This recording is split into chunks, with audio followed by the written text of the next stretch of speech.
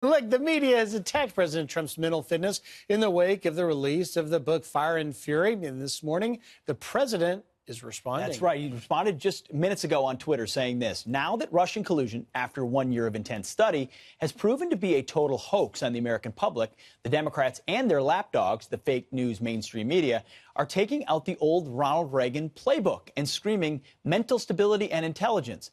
Actually, throughout my life, my two greatest assets have been my mental stability and being, like, really smart. That's so great. Crooked Hillary Clinton also played these cards very hard and, as everyone knows, went down in flames. I went from very successful businessman to top TV star to president of the United States, he notes, on my first try.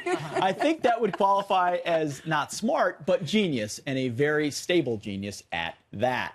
Here to discuss is political analyst for Rasmussen Reports, Amy Holmes. Amy, you came to talk about something else. Then the president shared this beauty of a tweet. What do you make of his counterpunch? Well, I'm not going to do any armchair psychology here, but I think you're the only one. Right, exactly.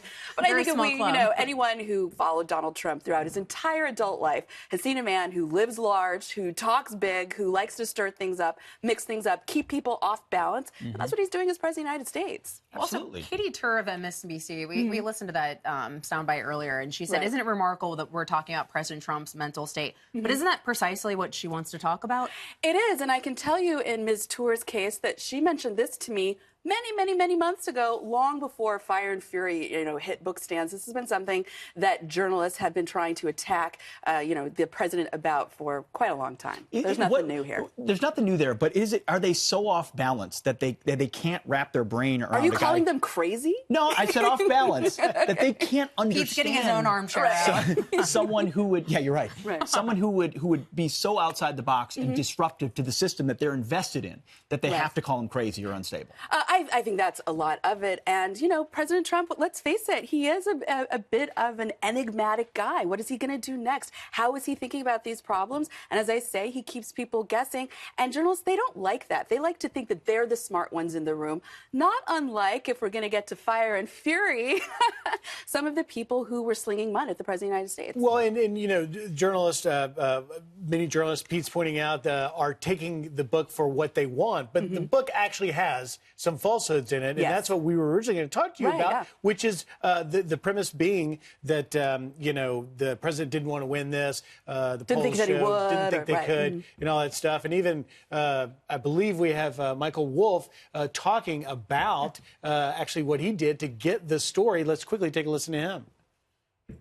Your former editor at Vanity Fair, Graydon Carter, said he wasn't surprised you'd written this explosive book. He was surprised they let you in the door at the White House. Are you surprised? No, I'm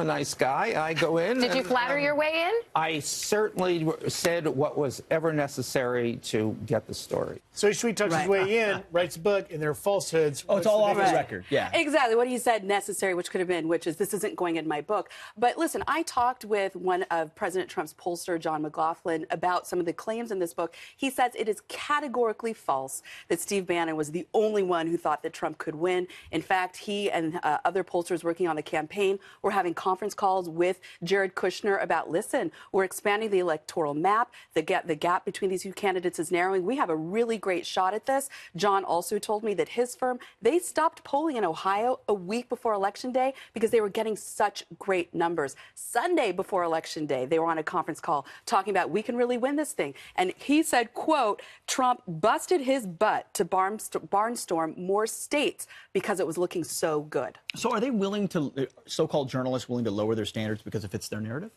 Because it fits their narrative, because it sells books, it gets people talking like we are on the couch right now, and it puts more money in their pockets and more, more clickbait on their websites. Listen, attacking President Trump has been great business for the mainstream media, and this is just another example of that. It's been great having you on the couch to actually get to the meat of the falsehoods actually in the book, aside from the internecine fighting going on. You always bring thoughtful insight, so thank you. Thanks so much. Appreciate it.